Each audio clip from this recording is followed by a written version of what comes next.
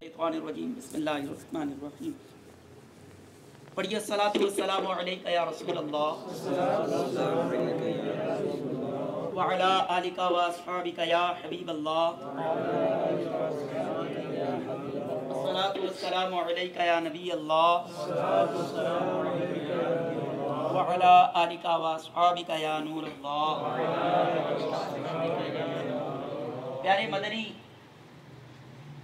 मोहने आका सल्लल्लाहु अलैहि वसल्लम पर दुरूद व सलाम पढ़ने के फ़ज़ाइल बेशुमार है।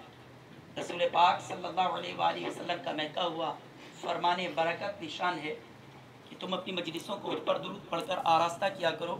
तुम्हारा ये दुरूद पाक पढ़ना कल रोज़ क़यामत तुम्हारे लिए नूर होगा। सल्लु अलल हबीब सल्लल्लाहु तआला अला मुहम्मद सल्लल्लाहु अलैहि वसल्लम। सामीन ज़िबिकार मनकुल एक शख्स ने ना नेकी की थी, नेकी करने की नीयत थी। नेकी करने से पहले वो फौत हो गए। नेकी करने से पहले वो फौत हो गए। नेकी की इतनी पक्की नीयत थी कि उसने पैसे वैसे जमा करवा दिए। अल्लाह ताला ने क़ज़ा का वक्त जो इरशाद फरमाया था उस पर उसकी रूह कफ़स से उनसे से परवाज़ हुई। किसी ने उसको ख्वाब में देखा, पूछा मा फ़अलल्लाहु बिक। उसने कहा मैंने सच्ची पक्की नीयत के साथ ना दावत इस्लामी के सुन्नतों भरे सालाना इज्तिमा में जाने के लिए पैसे जमा करवा दिए थे। जब मैंने पक्की नीयत कर ली और मैं गुनाहों से तौबा भी कर बैठा तो अल्लाह ताला ने इसी अमल के सबब मुझे बख्श दिया। किसी नेकी को छोटा समझकर छोड़ ना दीजिए, किसी गुनाह को छोटा समझकर कर ना गुजरिए। खबर नहीं किस नेकी में अल्लाह की रज़ा और किस गुनाह में अल्लाह की नाराज़ी मौजूद हो, खफा मौजूद हो। अल्लाह ताला महफूज फरमाए। मैं नेकी की दावत देता हूँ। इतनी देर में आप सोचते भी रहिएगा कि कल किसको परसों किसको अपने यहाँ महफिल करनी है, किसको अपने यहाँ महफिल करनी है। अच्छा, आपकी बारगाह में एक और भी अर्ज़ करता चलूँ, 8:30 बजे मेरी ज़िम्मेदारी शुरू होती है। मैंने पढ़ाना होता है। बड़ी मुश्किल से टाइम निकाल कर बच्चों को पढ़ाना शुरू किया है, तो वो कुरान रह जाए तो मुश्किल हो जाती है। पूरे 8:30 बजे से 2-4-5 मिनट पहले मैं यहाँ से रवाना हो जाया करूँगा। ख़त्म शरीफ पढ़ के हम रवाना हो जाया करेंगे। मैं रवाना हो जाऊँगा, आप तशरीफ़ रखिएगा, मतलब अपने हिसाब से जो भी तरकीब हो, जिस तरह के आपके मेज़बान हमारे जैसे कहेंगे वैसे चलेंगे इंशाल्लाह।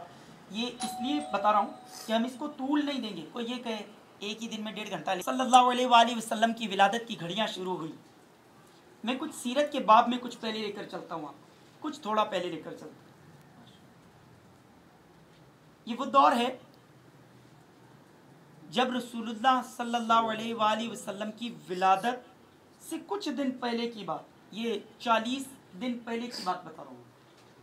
40 दिन पहले की बात। हज़रत सैयदा बीबी आमिना रज़ियल्लाहु ताला अन्हा, इनके बारे में आता है, आप इरशाद फरमाती हैं अय्यामे हमल में मुझे आम औरतों की तरह कोई तकलीफ और कोई बोझ महसूस नहीं होता। कोई बोझ महसूस नहीं होता, मुझे कोई तकलीफ नहीं होती, बल्कि मेरा हमल बहुत हल्का और मुझ पर आसान है। आपकी रानाई में दिन ब दिन इजाफा, दिन ब दिन नूरानियत बढ़ती चली जा रही है। अबरहा जिसका नाम आपने सुना हो, हुआ यूं था, ये ईसाई बादशाह था। ये ईसाई बादशाह, इसने ना यमन में एक इबादत गाह बनवाई। इसके दिल की चाहत ये थी, ये सीरत रसूल अरबी से मैं अर्ज कर रहा हूँ। इसके दिल की चाहत थी कि ये सारी दुनिया जो मक्के में इकट्ठी होती है ना हज के लिए, हज बड़ी कदीम इबादत थी, ये मक्के में जो इकट्ठी होती है ना, ये मक्के में ना इकट्ठे हों, ये यहाँ पर आए। फैसिलिटी यहाँ पर ज़्यादा है। आपको पता है यमन की सरजमीन जरखेज़ भी थी और फूल बूटे बहार सब चीज़ मौजूद, खाने पीने की चीज़ें वहाँ पर मौजूद थी, प्रॉब्लम नहीं थे। उसने चाहा यहाँ पर आए। हुआ ये कि जब उसके इरादे पता चले, अहले अरब में से एक शख्स गया और उसने जो चर्च बनवाई थी, ईसाई था, इसने जो चर्च बनवाई थी किसी तरह छुप कर वहाँ गलाजत करके आ गया। ये शख्स किसी तरह वहाँ छुप कर गलाजत करके आ गया। जब इसको पता चला कि ये मामला हुआ, इसने वहाँ कसम खा ली कि मैं काबे को माज़अल्लाह, कसम खाई इसने। अब ये अपने हाथ से निकलता है और बड़ा जम्मे गफीर वाला, यूँ कहिए बड़ा कर्रोफर वाला लश्कर लिया। ये जंगली हाथी होते ना, जंगली हाथी, ये सुधारे हुए नहीं होते, ये आम हाथियों की निस्बत इनका कद कामत भी बहुत बड़ा होता है और रौंदते चले जाते हैं, बस रौंदते चले जाते हैं, जंजीरों से बांध के रखते हैं इन्हें। और लड़ाइयों में अगर किसी ने तारीख पढ़ी हो तो ये जंजीरों से बंधे हुए हाथियों को जब खोलते हैं तो इनके आंकड़े होते हैं, ये बस उठाओ दौड़ाओ, और ये बस मतलब वो बड़े बड़े कांटे होते हैं, जैसे बर्फ़ के ब्लॉक को खोलने वाला आंकड़ा देखा किसी ने, वो इतना बड़ा सा होता है, चिमटा सा, और उसके यूँ निकले हुए होते हैं, वो यूँ करके यूँ करते हैं, खुलता है, यूँ करते हैं तो वो इतना बड़ा सा यूँ बर्फ़ के पूरे ब्लॉक को जफ्फी डाल देते। ठीक है, ये एक मैं बता रहा हूँ, ये हाथी को मतलब चुभाने के लिए बहुत बड़े बड़े आंकड़े होते थे, ये उनको चुभोते थे और ये हाथी तंग होकर भागते थे। खैर ये रास्ता चलता आया, रास्ते में जो आया उस पर हमला किया या उसे कहा कि मेरे साथ मिल जाओ और मेरे लश्कर में शामिल होकर वहाँ चलो। जो मिल गए, जो नहीं मिलता था उसको तबाह बर्बाद कर देते, सबको लूट पीट लेते थे, औरतों को बांधियाँ बना लेना, बच्चों को ज़िबा कर देना, और ये इस तरह के मामला थे। खैर ये काबतुल्लाह के पास पहुँच गया, पास पहुँचा, बिल्कुल इख्तिसार के साथ अर्ज़ करूँ, पास पहुँचा। अब सुबह इसने हमला करना था। अच्छा, इससे पहले ना हज़रत अब्दुल मुत्तलिब, रसूलुल्लाह की याद रखिएगा, जितने अबाब व अजदाद हैं ना, जितने बाप दादा ऊपर गुजर रहे हैं, जिनकी पुश्तों से होते आ रहे हैं, ये सब के सब नेक थे, इनमें कोई भी मुशरिक नहीं, कोई भी मुशरिक नहीं, कोई भी जानी नहीं था, कोई भी बदकार नहीं था, कोई शराबी नहीं था, कबाबी नहीं था, बेगैरत नहीं था, बेहया नहीं था। ये रसूलुल्लाह की सही हदीस है, मौका आया तो अर्ज करूंगा। हजरत अब्दुल मुत्तलिब के ना ऊँट चरने गए, तो ये मक्के से बाहर गए ना, तो ये घेर के अपने पास ले गए। अब आए हजरत अब्दुल मुत्तलिब इनके पास गए, बड़ी इज्जत की, अरब के सरदार थे मक्के के, बड़ी इज्जत की, अपने पास बिठाया, तख्त पर बिठा कर कहने लगे, फरमाइए अब्दुल मुत्तलिब कैसे आना हुआ? कहा मैं अपने ऊँट लेने आया। बड़ा हैरान हुआ, कहने लगा मैं तो बड़ा हैरान हूँ, मैं तो समझा था आप काबे को बचाने की कोई बात करेंगे, आप तो सीधा सीधा अपने ऊँट लेने आए हो। हाँ मैं अपने ऊँट लेने आया हूँ। कहा काबे की कोई फिक्र नहीं। कहा मुझे मेरे ऊँटों से मतलब है, काबे का मालिक काबे को खुद बचा ले। ये उस वक्त से मशहूर है, काबे पर कोई नाहक कब्जा कर सकता नहीं है, काबे पर कोई भी नाहक कब्जा कर सकता नहीं है। अब समझिएगा ये बात और पक्की होती है, कैसे होती है वो भी देखिए। ऊँट दिए, ये वापस लाए, वापस आकर अपनी कौम को सबको जमा किया, अहले मक्का को जमा करके अपने ख़ानदान वालों को, ख़ानदान बनु हाशिम सबको जमा किया, इसमें कुरैश भी है, बनु उमैया भी है, और भी जितनी भी शाखें निकलती हैं वो सब के सब जमा करके जब इनके पास आए तो इन्होंने कहा तुम सब के सब घाटी में चले जाओ, तुम सब के सब घाटी में चले जाओ और ज़रूरी साजो सामान ले लो और वहाँ से ना निकलो। सब के सब लोग भरे पूरे घर छोड़कर घाटियों की तरफ छुपने के लिए चले गए। अच्छा हैरत की बात यह है, इन्हें चाहिए था कि थोड़ी सी फ़ौज तो तैयार करते, कि भी कुछ ना कुछ तो करो, लेकिन बात देखिए, उधर इन्होंने घाटियों में भेजा, खुद काबे के दीवार पकड़कर, काबे के ख़िलाफ़ अपने सर पर ओढ़ कर अंदर खड़े हो गए और अल्लाह की बारगाह में बड़ी मुनाजात की। कभी मौका मिला ना तो मिनोअन पढ़ के सुनाऊँ, आंखें आंसुओं से भर जाएंगी। मजमून अर्ज करता हूँ, ऐ मेरे रब, मैं तुझे अल्लाह वाहिद और माबूद मानता हूँ। करीम मौला, आज तेरे काबे को गिराने के लिए अबरहा आ चुका, मुझ में दम खम नहीं कि इस बूढ़ी उम्र में मैं तेरे काबे की हिफाजत करूं, पर तेरी कसम मुझे काबे से बड़ा प्यार है, तेरी कसम मैं काबे से बहुत मोहब्बत रखता हूँ। इन संगलाख पहाड़ों में रहकर हम तेरे काबे की मोहब्बत में यहाँ पर आबाद हैं। ऐ अल्लाह, तो अपने करम से इस काबे की हिफाजत फरमा और हमारी हिफाजत फरमा कर हमें सुरखरुई अता फरमा। आज अगर ये मिस्मार हुआ, क़यामत तक तेरा नाम लेने वाला कोई ना होगा, क़यामत तक तेरा नाम लेने वाला कोई ना होगा। ये कहकर आपने अपना सामान बांधा और ऊंची पहाड़ी पर जाकर खड़े हो गए। सुबह हुई और वो लश्कर उठा। अब ये हाथी उठा रहे हैं, हाथी उठते नहीं, हाथियों का रुख काबे की तरफ करके उठा रहे हैं, हाथी उठते नहीं। हाथियों का रुख काबे से मुखालिफ समत करते हैं, वो उठ जाते हैं। जो ही काबे की तरफ रुख करते हैं, हाथी बैठ जाते हैं। बड़ी मुश्किल कहीं हाथियों को उठाकर, अब जानवर है, उसे इतना तंग किया जाए कि उसकी बर्दाश्त से बाहर हो तो कुछ ना कुछ तो हरकत वो करेगा। ये चलना शुरू हुआ।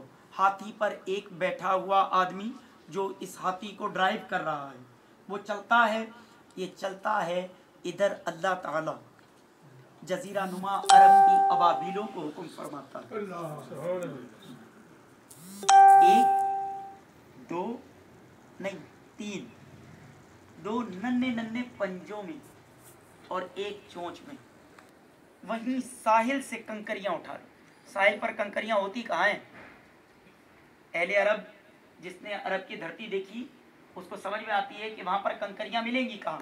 खैर, इन सारी अबाबीलों ने अल्लाह के हुक्म से उठाई। बस हुक्म ये हुआ, जाकर इन पर थ्रो कर दो।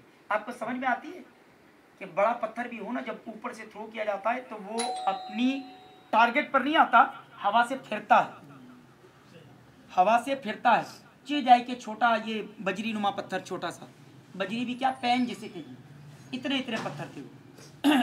अबाबील के पाँव में पत्थर आएगा कितना? अबाबील का पाँव देखा आपने? ये चिड़िया के जैसा करीब करीब का पाँव होता है। कबूतर जैसा पाँव नहीं होता, चिड़िया के जैसा पाँव होता है इसका। चिड़िया का पाँव तो नजर आता है, इसका पाँव तो नजर भी नहीं आता बेचारा, मतलब इसका नन्ना सा पंजा होता है अंदर ही बेचारा। यूँ ये गिर जाए बेचारी, उड़ भी नहीं सकती। मुझे इस बात का अंदाज़ा नहीं था, मुझे तब अंदाज़ा हुआ कि जब मैंने पहली दफ़ा अपने मैट्रिक के दौर में एक अबाबील को अपने स्कूल में गिरे हुए देखा। वो मतलब करवटें खा रही है, उड़ नहीं सक रही। मैंने उसको हाथ में लेकर यूँ ऊपर किया। मुझे पहले तो ये भी नहीं समझ में आया कि ये क्या चीज़ है बेचारी। मैं समझा कोई चोट लगी है, किसी ने पत्थर वत्थर मारा है या कोई ज़ख्मी है। वो मैंने यूँ किया तो वो एकदम वो उड़ गई। मुझे बाद में समझ में आया ये अबाबील है। अबाबील के घोंसले बने हुए थे पुरानी हिंदुओं की बनी बिल्डिंग में। अबाबील आती, एक एक पत्थर एक एक पर फेंकती। कुरान कहता है, कुरान इरशाद फरमाता है, ये यहाँ से, कुरान की तफसीर में, यहाँ से घुसता, जिस पर अबाबील ने जो जो कंकरी उठाई उस पर उस काफिर का नाम लिखा है, उस पर उस काफिर का नाम लिखा है। जिस पर फेंकी उसके सर पर गई, सर चीरती हुई हाथी को चीरा, हाथी को चीरती हुई ज़मीन पर आ गई। अल्लाह ताला के कुरान ने इरशाद फरमाया, फजअलहुम कास्फिम मअकूल, भूसा बना के रख दिया। तूड़ी नहीं होती, तूड़ी, इस तरह का भूस बन गया। हाथ मारो ना, उड़ती, इस तरह का हाल हो गया, उड़ उड़ा गया। इसमें देखिए समझने की बात, अल्लाह से दुश्मनी लेकर कभी कोई पार लगा नहीं। हम भी तो दुश्मनी नहीं कर रहे। कितनी बार अजान की आवाज़ आती है यार, कभी समझ नहीं आती है। दावत किसने दी थी? दावत किसने दी थी? अल्लाह की तरफ से थी। ये बार बार याद रखिएगा, अजान हर बार अल्लाह की तरफ से नई दावत है, जो एक मरतबा वही के ज़रिए यूँ उतरी कि हर बार अल्लाह का पैगाम लोगों के कानों में सुना जाए। ये इज्तिमाई तौर पर बुलाना, लेकिन दावत फ़ी नफ्सी ही हर आकिल बालिग मुसलमान मर्द जिस पर जमात वाजिब है, आज़ार नमाज नहीं, आज़ार जमात नहीं, उसके लिए अलग अलग से दावत है। कभी इसका बयान पढ़ के देखिएगा, आप बाहरी शरीयत में भी देख लीजिए। आला हजरत ने जिस पर कलाम किया वो तो अलग है, वो अलग है। जिसके ऊपर जमात वाजिब है उसको नमाज पढ़नी ही पढ़नी। हमको नहीं, जमात छोड़ हमारी तो नमाज से रख जाती है। जमात छोड़ हमारी नमाज से रख जाते, हमारे घर वाले नमाज नहीं पढ़ते, हमारे बच्चे नमाज नहीं पढ़ते, कब कहेंगे उन्हें कब पढ़ेंगे, कब कहेंगे उन्हें कब पढ़ेंगे। इसीलिए मैं मतलब अपने आइम्मा को भी अर्ज करता हूँ, छोटी जमात 8 मिनट की, 7 मिनट की, 8 मिनट की, 7 मिनट की, ताकि कोई ये ना कहे वो जमात ही 10 मिनट दी 15 मिनट दी हो जाती, इतने जनाब आज शुरू हो जाता। मतलब समझिए, बहुत सारे रसूलुल्लाह ने कभी भी फ़र्ज़ नमाज बड़ी नहीं पढ़ाई, समझने की बात है। अब एक और नुक्ते की बात अर्ज करता हूँ, जो अबरहा था वो कौन से मज़हब से था, अभी बयान किया, कौन से मज़हब से था, ईसाई अहले किताब थे और मक्का में रहने वाले मुशरिक थे, बुतों की पूजा करते थे। बताइए इनकी निस्बत तो ईसाई कदरे बेहतर हुए ना, पर शिकस्त किसे हुई, शिकस्त किसे हुई, ईसाइयों को। अजीब बात नहीं हुई? हाँ अजीब बात हुई। रसूलुल्लाह की विलादत से 40 दिन पहले की बात है ये। 40 दिन पहले रसूलुल्लाह अपनी वालिदा के बतन में इसी घाटी में मौजूद थे। अल्लाह ने ये मंजूर ना किया कि मेरा महबूब गुलाम कौम से पैदा हो। ये रसूलुल्लाह की बरकत से बावजूद मुशरिक होने के अल्लाह ताला ने इन्हें फतह अता फरमाई। सारी कौम मुशरिक नहीं थी, मैं ये बता, सारी कौम मुशरिक नहीं थी, पर सारे कबीले को अल्लाह ताला ने, पूरे मक्का वालों को जो रिहाई अता फरमाई, जो फतेह और नुसरत अता फरमाई, वो किसकी वजह से थी, वो रसूलुल्लाह की वजह से। अभी रसूलुल्लाह जहान में आपका ज़ुहूर और बेइज्जत ना हुई थी कि अल्लाह ताला ने नूरे नबी की तजल्लियात से लोगों को मुनव्वर करना और आश्कार होना शुरू हो गई। अल्लाह ताला से दुआ है, अल्लाह ताला हमें प्यारे आका सल्लल्लाहु अलैहि वसल्लम के उस नूर के सदके अपनी जबीनों को सजदे में रख के नूर पाने की तौफीक अता फरमाए। आमीन बिजाहि नबी अमीन सल्लल्लाहु अलैहि वसल्लम।